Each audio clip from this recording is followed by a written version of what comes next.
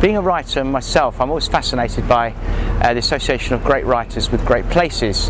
If you think of writers, James Joyce, Dublin, Harold Pinter, the East End, George Orwell, Hampstead, Virginia Woolf, Bloomsbury, and Anthony Burgess and Dulwich, and in particular Dulwich Fair. Now, Anthony Burgess set up Dulwich Fair back in 1972 with his good friend John Aspinall.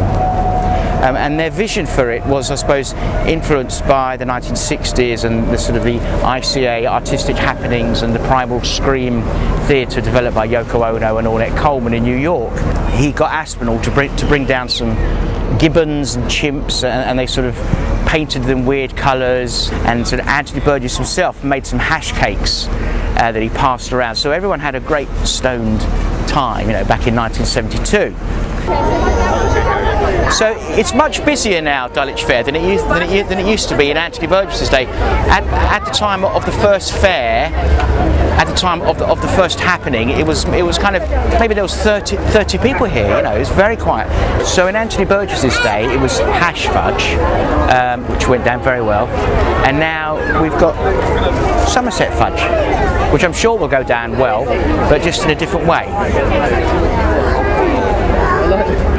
So above us are the famous trees of Dulwich Fair, and back in 1973 at the first Dulwich Fair, Aspinall brought his gibbons down, and they all sort of jumped up on these trees and basically crapped down on the people who came, but it was all good fun. Arthur Brown came down and did a few songs, as did Martin Barr and Jacques Prévert and Jacques Brel, and people like that. So the original fair, started by Anthony and John, was actually vegetarian, because Anthony was a firm believer in diet, and John loved his animals. So I don't know what they would make of this roast hog. In Anthony Burgess's time, he was very keen on massage and oils and all kinds of healing through psychedelic or natural means, and massage was one of the ways in which you could, get healed.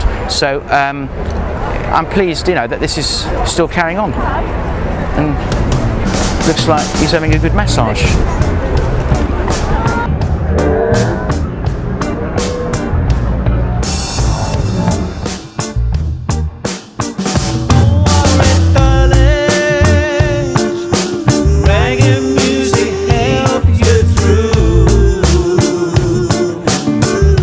It's nice to see, it's nice and sad, because in a way, it's nice to see that these trees are still here, but it's sad that the gibbons are no longer here.